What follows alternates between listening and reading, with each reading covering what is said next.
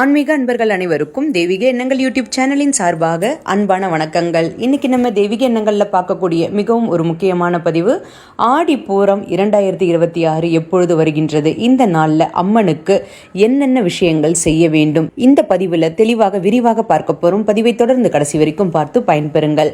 தெய்வீக எண்ணங்கள் சேனலை இப்பதான் நீங்க முதல் முறையா பாக்குறீங்கன்னா கீழே இருக்கிற சப்ஸ்கிரைப் பட்டனை கிளிக் பண்ணிக்கோங்க, பக்கத்துல இருக்கிற பெல் பட்டனையும் கிளிக் பண்ணிக்கோங்க. தினம்தோறும் ஒரு ஆன்மீக தகவல் கொடுக்குறேன், அது உடனே நோட்டிபிகேஷன் வரும், நீங்களும் பார்க்கலாம்.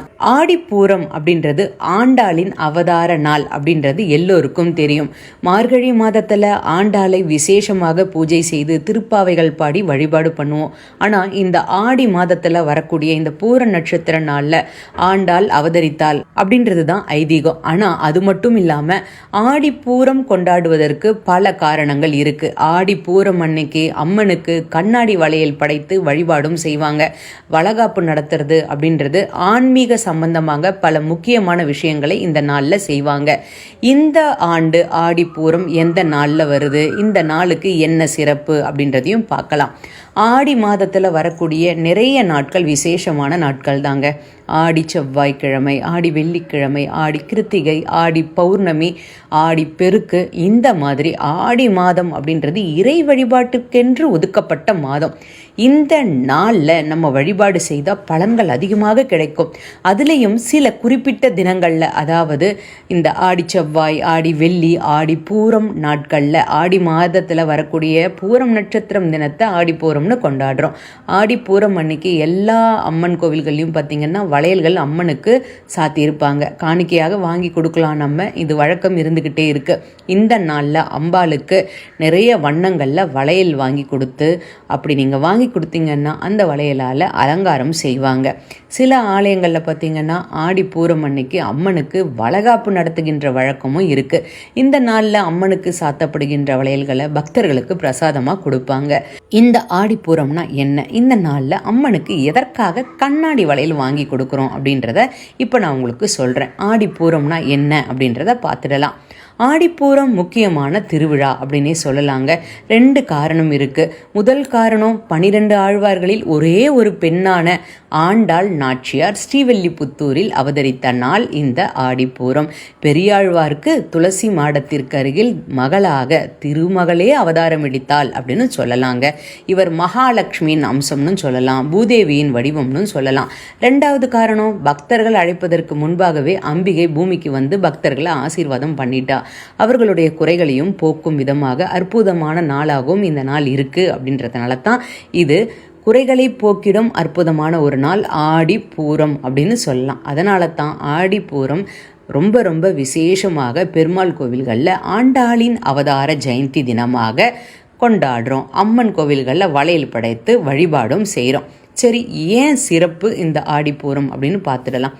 வழக்கமாக அம்மன் கோவிலுக்கு போய் நம்ம மனக்குறைகளை சொல்லி வழிபாடு பண்ணுவோம். அம்பாள் கிட்ட ஏதாவது கோரிக்கையாக நம்ம வைப்போம், நம்மளுடைய வேண்டுதல் பலிக்கணும்னு வேண்டிப்போம். ஆனால் ஆடிப்பூரம் என்பது கேட்பதற்கான நாள் கிடையாது. அது அம்மனுடைய அருளை, ஆசீர்வாதத்தை பெறுவதற்கான ஒரு நாள்னு சொல்லலாம். அம்பிகை நித்திய சுமங்கலி, உலகிற்கே தாயா இருக்கக்கூடியவ. அவளை நம்முடைய வீட்டிற்கு பெண்ணாக நினைத்து மஞ்சள் குங்குமம், கண்ணாடி வளையல், பூ எல்லாமே வைத்து அலங்காரம் செய்து அவளுக்கு வளகாப்பு நடத்தி அம்பிகையை வழிபாடு பண்ணணும். அம்பிகையை நம்ம வீட்டு பெண்ணாக கொண்டாடுறதுனால பூமியில யாரெல்லாம் அவளை கொண்டாடுகின்றார்களோ அவளுடைய பக்தர்களுக்கு அருளாசியை வழங்குவாள் அப்படின்றது தான் ஐதீகம். அம்மன் எந்த வடிவத்தில் வேண்டுமானாலும் எழுந்தருள்வாள். ஆடிப்பூரம் அன்னைக்கு எல்லா பெண்களையும் அம்பிகையாக பாவித்து, அம்பிகையின் அம்சமாக பாவித்து வளையல், மஞ்சள், குங்குமம் இது எல்லாமே நீங்கள் வழங்குனீங்கன்னா ரொம்ப ரொம்ப நல்லது. சரி, ஆடிப்பூரம் தேதி எப்பொழுது வருது, எந்த நாள், எப்பொழுது வழிபாடு பண்ணணும் அப்படின்றத பார்த்துடலாம். தேதி, நாள், நேரத்தை பார்த்துடலாம். ஆடிப்பூரம் 2026 தேதி ஆகஸ்ட் 14 தேதி வெள்ளிக்கிழமை வருது. பூரம் நட்சத்திரம் துவக்கம் ஆகஸ்ட் 14 தேதி காலையில் 7:22 பூர நட்சத்திரம் நிறைவு ஆகஸ்ட் 15 15ஆம் தேதி காலை 7 மணி 1 நிமிடத்திற்கு. அப்போது ஆடி பூரம் நட்சத்திரம் துவங்குகின்ற அந்த நாளன்று நம்ம வழிபாடு பண்ணணும். ஆகஸ்ட் 14ஆம் தேதி காலையில். இந்த ஆடி பூரம் திருநாள் ஆடி மாதத்தின் கடைசி வெள்ளிக்கிழமையில் வர்றது கூடுதல் சிறப்பு. அதனால் நீங்கள் வழிபாட்டு முறையை தவறாமல் பண்ணுங்க. ஆடிப்பூரம் அன்னைக்கு என்ன செய்யணுன்றதை பார்த்துடலாம். ஆடிப்பூரத்திற்கு ஏகாதசி மற்ற விரத நாட்களை போல் விரதம் இருக்கணும்னு அவசியம் இல்லை.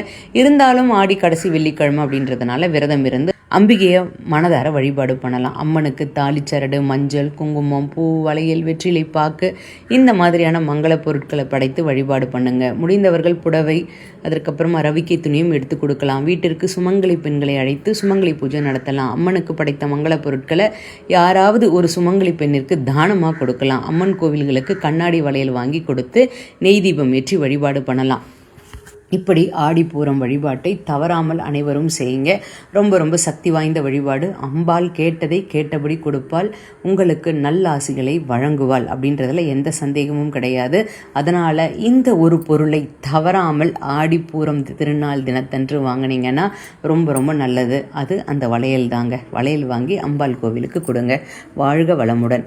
இன்றைக்கி நான் கொடுத்த இந்த பதிவு உங்களுக்கு பயனளிக்கக்கூடியதாக இருக்கும்னு நான் நினைக்கிறேன். இந்த வீடியோ பிடிச்சிருந்தா லைக் பண்ணிக்கோங்க.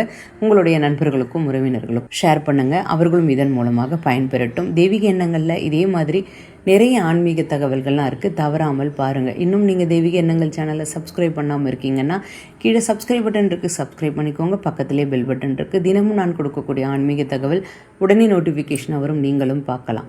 மீண்டும் நாளை ஒரு நல்ல ஆன்மீக தகவலோடு நான் உங்களை சந்திக்கின்றேன். நன்றி, வணக்கம்.